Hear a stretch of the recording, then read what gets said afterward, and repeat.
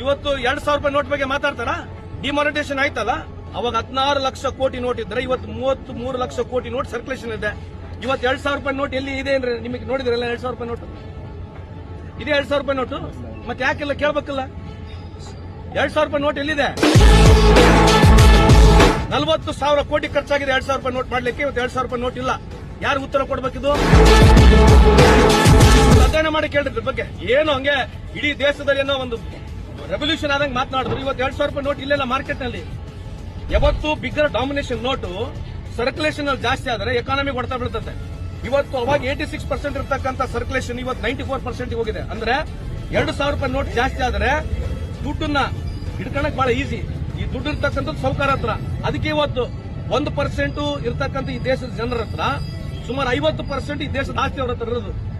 ಇದ್ರ ಬಗ್ಗೆ ಚರ್ಚೆ ಮಾಡ್ತಾರಾ?